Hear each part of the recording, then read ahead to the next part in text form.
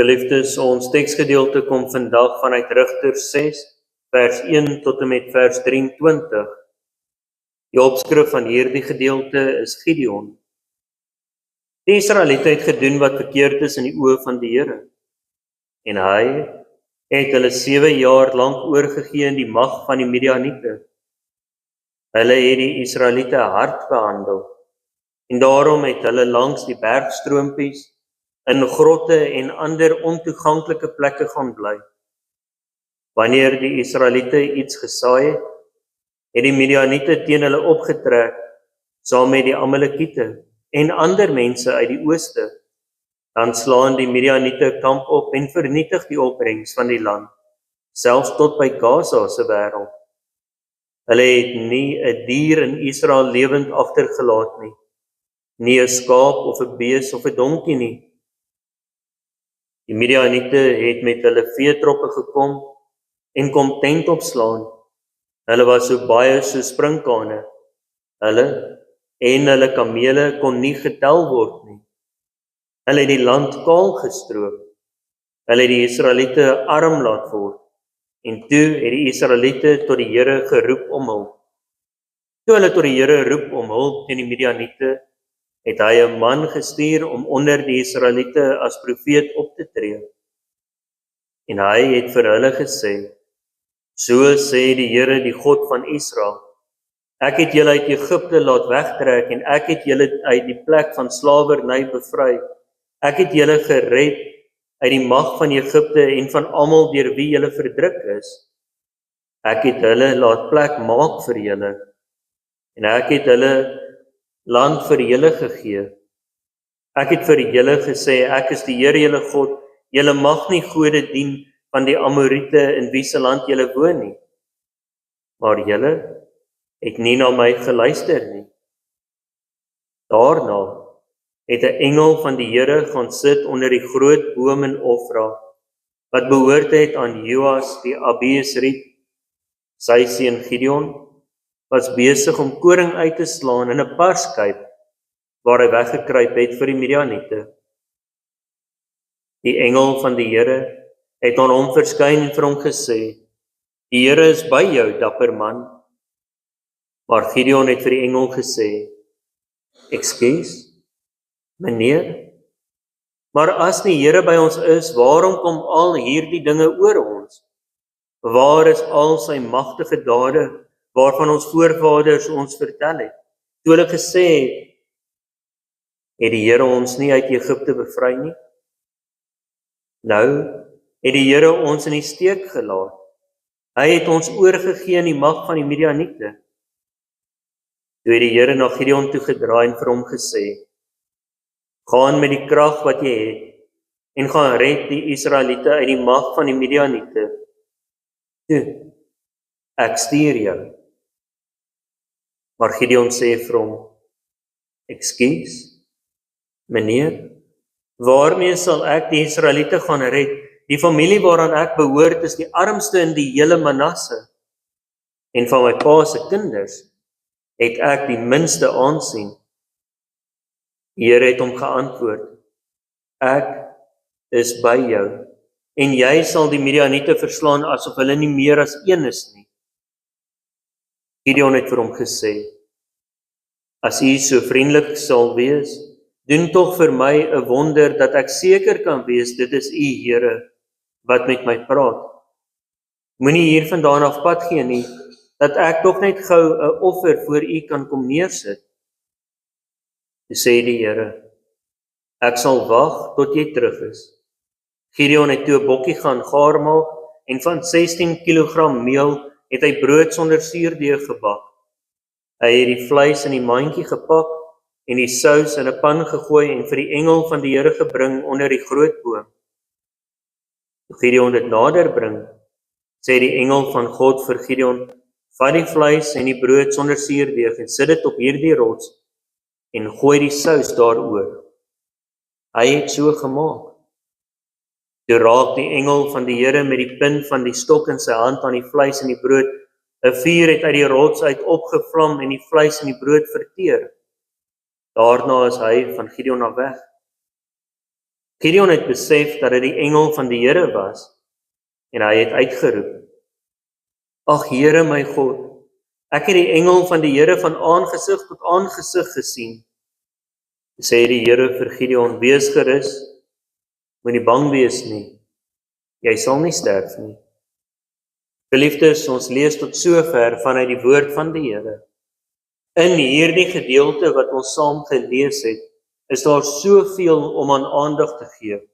In hierdie gedeelte en die toekomende hoofstukke van Gideon en wat beskryf word rakende die optrede van Gideon, hoe die Here hom gebruik het, hoe die mag van God deur hom bewys is aan Israel, selfs aan Midian, kan ons net vir 'n paar oomblikke stil word, terwyl ons eintlik 'n hele maand kan besig wees. Die eerste wat ons moet doen is om te kyk na 'n tydlyn van hierdie gebeure. Waar pas Rigters in? Waar pas Gideon in? Gideon verhoor ons van die eerste keer in die 6de hoofstuk van die boek van Rigters. Hy het dus opgetree as een van die rigters. Maar wie was die rigters? Hierdie mense is mense wat deur God gestuur is om keer op keer sy volk te bevry. Hierdie is mense wat gestuur is op twee vlakke van die lewe. Aan die een kant is hulle gestuur as geestelike leiers. Mense wat gestuur is om die volk van God weer terug te bring tot verhouding met die Here. En aan die ander kant telke male politieke bevryding. Soveel keer het die volk van Israel hulle rug op die Here gedraai. Hulle het gedoen wat verkeerd is in die oë van die Here. Hulle het nie in verhouding met die Here geleef nie, inteendeel het hulle afgode gedien. In Gideon se tyd, die afgod Baal. En so het dit gebeur, dat wanneer die volk hulle rug op God gedraai het, wanneer hulle nie in verhouding met die Here geleef het nie, het daar teëspoed gekom. Of dan ook die straf van die Here. En in hierdie spesifieke gedeelte is dit Midian hoofsaaklik wat optrek. En die Midianiete is soveel so springkane. Hulle is soveel, hulle kan nie getel word nie. Hulle trek op teenoor die volk en hulle eet alles op. En dit wat hulle nie opeet nie, verwoes. As Israel iets plant, dan is Midian daar en die Midianiete eet dit op en verwoes. Daar is nie meer vee oor nie, nie 'n bees of 'n donkie of selfs baie bokke nie. Die bokkie wat dan nou deur Gideon gaan haal is weggesteek. Die gedeelte het vir ons verduidelik dat die Israeliete het gaan wegkruip in 'n rotse, in die rotskeure, in grotte, langs die klein stroompies, want waar die Midianiete hulle gesien het, daar het hulle swaar gekry. Die skrywer van Rigters skryf so mooi vir ons en sê, Israel het arm geword. En eers toe hulle arm is, eers toe daar niks oor is nie, eers toe hulle nie meer weet waarheen om te kyk nie, toe kyk hulle na die Here. Toe vra hulle die Here om te help. Toe keer hulle terug na die Here. Die Here stuur 'n ongenaamde profeet. Eerste vers het vir ons mooi verduidelik, die Here het 'n man gestuur, 'n profeet, en die profeet het 'n boodskap gehad, maar hierdie profeet se naam word nie eens genoem nie. Waar lê die tydlyn van Rigters?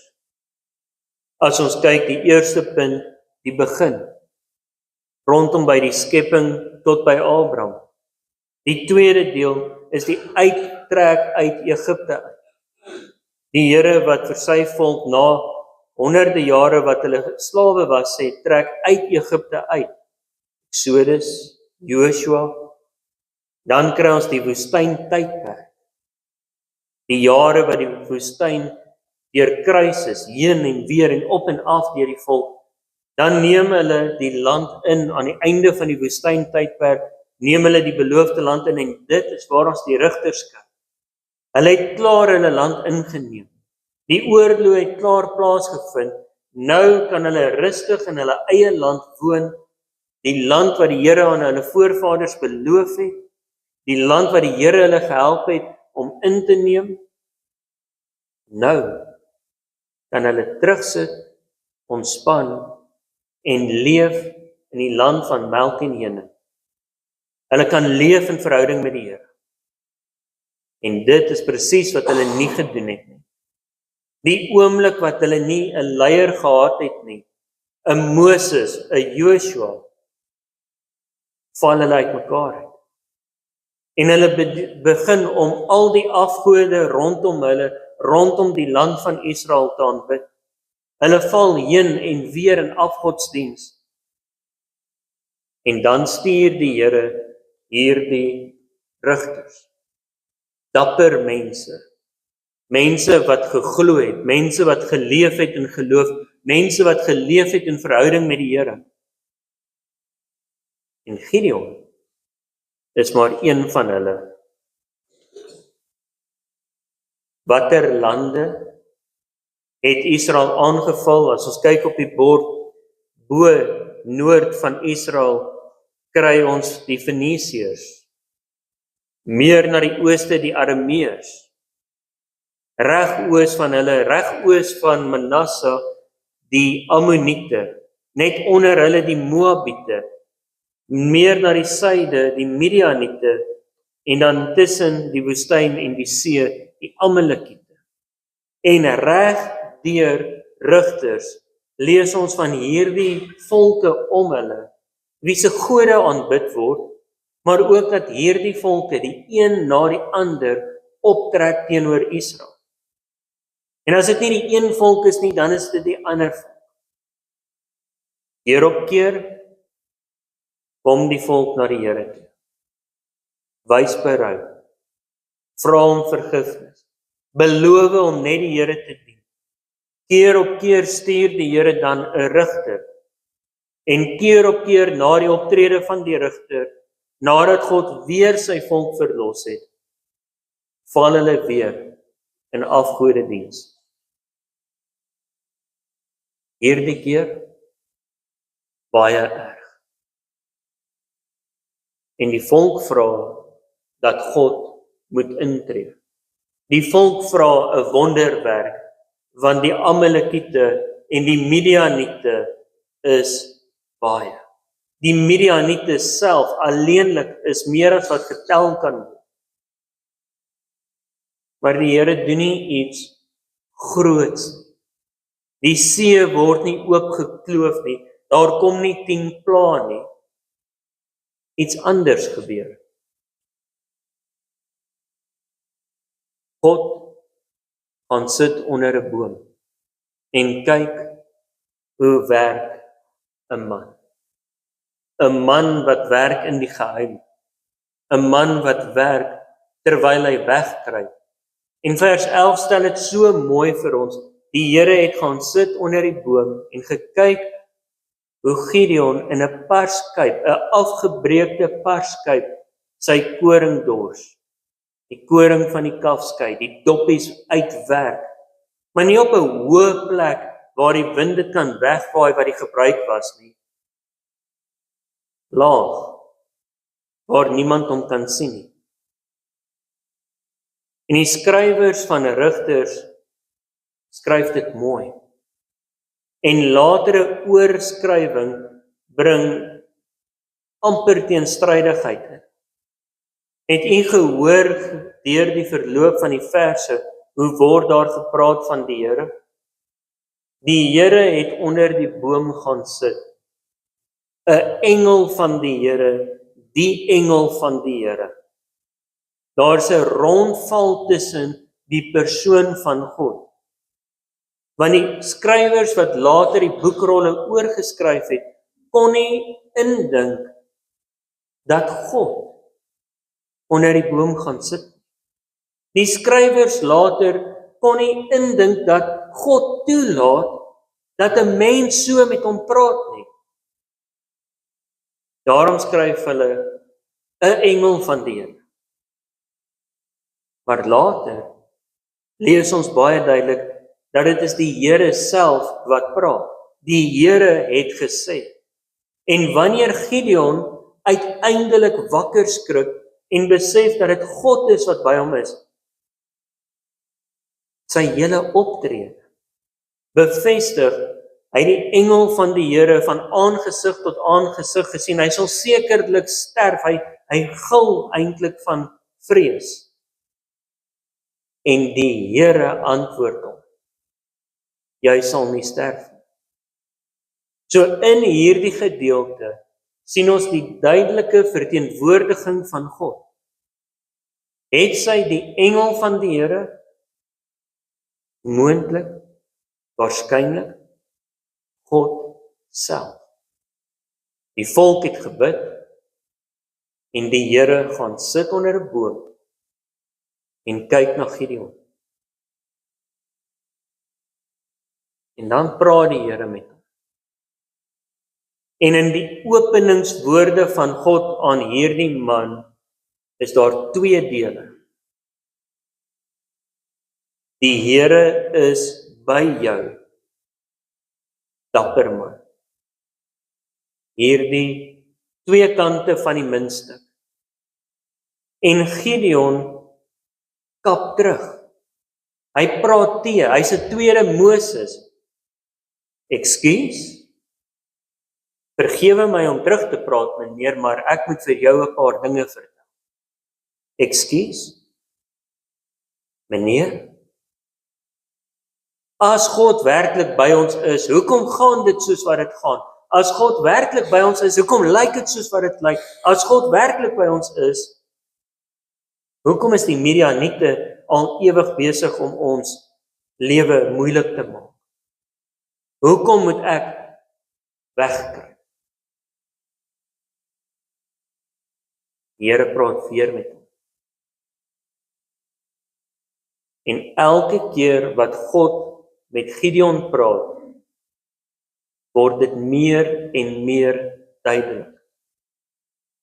Dit gaan nie oor die Midianiete nie. Dit gaan nie oor getalle of hoeveelhede nie. Aan die einde sê God vir Gideon, hulle sal wees soos een. Gideon kyk vas aan die hoeveelheid. Die skrywer van Rigters beskryf die Midianiete was soveel soos sprinkane. Daardie selfde sprinkane wat Egipte verteer het. Deel van die 10 plaae. Soveel was die Midianiete, ontelbaar. Maar God sê, daardie ontelbare hoeveelheid is niks meer as 1. Gaan. En Gideon kyk na homself. Nou wie is ek om te gaan? Ekskuus, meneer. Onthou net vir 'n oomblik, ek kom vanuit die stam van Manasse. As ons kyk na Manasse, is hulle reg oorkant die Ammoniete. Rigters 1 begin deur om te vertel watter stamme waar gaan woon het en hoe hulle gebiede ingeneem het. En van die stam van Manasse word daar genoem dat daar dorpe in hulle gebied is wat hulle nie kon inneem nie. Manasse word gekenmerk as nie sterk genoeg nie, nie goed genoeg opgelei nie, nie genoeg op God vertrou nie. Manasse, die stam wat nie eens hulle hele gebied kon verower nie. Ek is deel van daardie stam. Maar nog meer as dit, in daardie stam is my familie die swakste familie. Die mees geringste familie. So in die swakste stam is ek van die swakste familie en in my familie is ek die swakste. Van al my pa se kinders is ek die minste. Ek kan nie gaan nie. Weereens die belofte van God, die versekering van God. God, die opdrag. Toe, in die woorde gehoor, Daar is byna 'n stukkie humor. Die Here wat vir hom sê, "Toe, gaan nou, ek stuur jou." Die openingswoorde van God aan Gideon was, dapper man. Maar alles wat ons daarna lees in hierdie gedeelte van Gideon, was hy nie dapper nie. Hy is Gideon, die minste van die minste van die minste. Hy is Gideon wat wegkruip, en terwyl hy wegkruip, hierdie wegsteek koring van hom in die geheim uitdors. Die Here kon hom gegroet het, lafaard. God is by hom. Maar die woorde van God, dapper man, spreek meer as wat ons besef. Want dapperheid is goddelik. Dapperheid is deel van gelowig wees. Die Here het juis na Gideon toe gegaan. Nie oor wie Gideon was, maar oor wie God hom gemaak het. Hoe die Here hom kon gebruik. Want hierdie man wat wegkruip, wat niks van homself dink, is gebruik om die Israeliete te bevry van die Midianiete. Onthou jy dalk die gedeelte? Uiteindelik, wanneer daar groot werk gedoen word, wanneer God werklik weer die see oopkloof, dan word daar manne opgeroep van Israel, en hierdie manne trek op, maar Midian is in hulle honderde duisende, daar's maar 'n paar duisend van die Israeliete. En God stop vir Gideon en sê, wag, gaan drink water, daar's te veel van julle. Kan jy dink wat Gideon se antwoord moes wees? Ons is 'n paar duisend, hulle is honderde duisende. Wat nou? Ekskuus, meneer? Die Here kies 300 man. Gaan, 300 man. Daardie 300 man in die nag met hulle fakkels en die kruike, en hulle breek die kruike en hulle skree die kreet, en die hele kamp van Midian is so de mekaar, hulle begin en hulle wis mekaar. Die hele weermag van Midian daarmee heen. God kyk nie na getalle. God kyk na wat in die hart is. En daarom het ons vandag 'n teks gelees wat eintlik glad nie by Vadersdag pas nie, maar die kern van Vadersdag is. Elkeen van ons het 'n pa, is 'n pa, ken 'n pa, weet van 'n pa, wat nie beskryf word as dapper. Nie die sterkste nie, nie die dapperste nie, nie die vinnigste nie, nie die mooiste geboude pa nie. Iemand wat val, iemand wat foute maak, iemand wat dalk selfs wegkruip van sy volle potensiaal, wegkruip van wie hy moet wees, wegkruip vir dit waarvoor die Here hom geroep het. En daarom kyk ons na dapperheid, nie volgens die HAT beskrywing daarvan nie, maar die Bybelse beskrywing daarvoor. Want as God iemand wat wegkruip dapper kan noem, dan moet ons dieper gaan soek na wat is dapperheid. Later in Gideon se lewe, paar hoofstukke verder, kom die Israeliete by Gideon. Na alles wat gebeur het en nadat die mag van Midian verslaan is, en dan sê hulle vir hom, jy moet ons koning wees. Gideon, jy het ons gelei, jy en jou seun en jou kleinseun, julle moet ons koning wees. Hulle kies hom fisies as koning. En Gideon het die dapperheid om te sê, ek is nie julle koning nie. God is julle koning. Selfs nadat hy soveel bereik het, gee hy nog steeds al die eer aan God. Nadat hy gesien het wat die Here in hom en deur hom kan doen, nadat Gideon die minste van die minste van die minste opgehef is en die hele Israel sy naam geken het, Midian sy naam gevrees het, sê Gideon, nee, dankie, ekskuus, meneer, ek is nie 'n koning nie.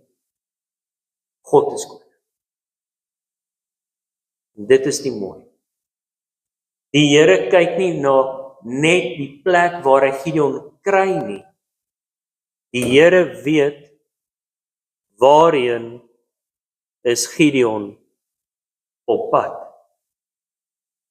Die Here weet wat gaan van Gideon word. En daarom pas ons dit toe op elke man. Waar is ek nou? Waarmee is ek nou besig? Is ek nou besig met maar net 'n paar stukkies koring?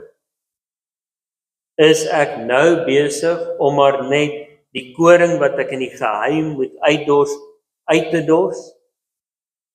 Of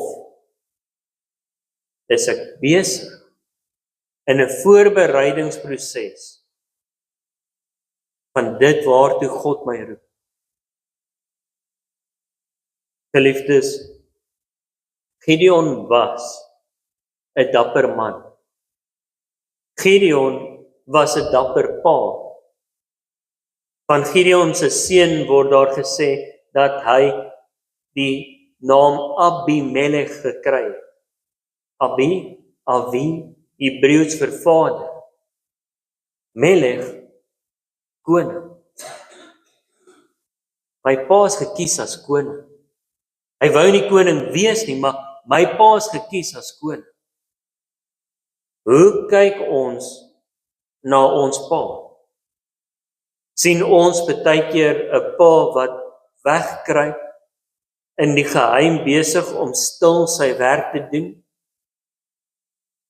Sien ons 'n pa wat lei, 'n hele volk wat bereid is om agter hom aan te loop om hom te volg? Sien ons iemand wat gebroken is, maar steeds beklei?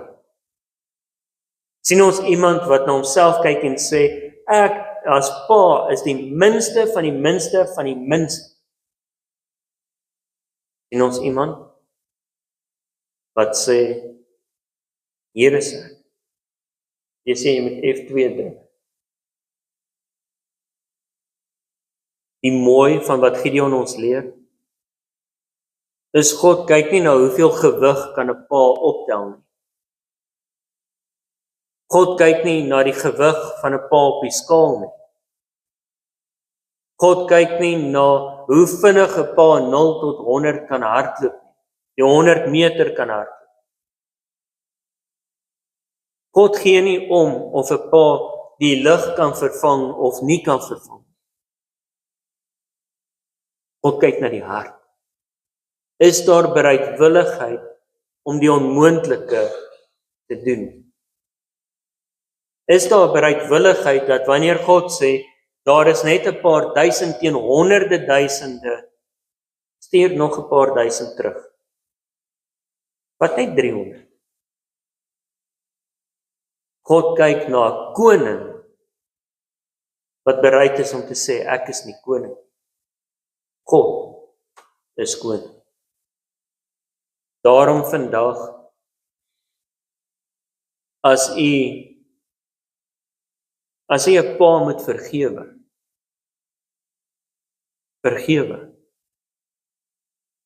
As u 'n gebed moet doen om te sê dankie, dan moet u dit doen. As u bereid is om 'n seun te bel, 'n neef, 'n kollega, 'n buurman, en te sê jy moet jou oë oopmaak en anders na jou pa kyk, dan is dit dalk vandag die tyd. Want elke pa vind homself ook in sy lewe langs die klein stroompies in die wegsteekgrotte, besig om hard te werk, maar nie dapper te voel. Amen. Geliefdes, kom ons bid saam.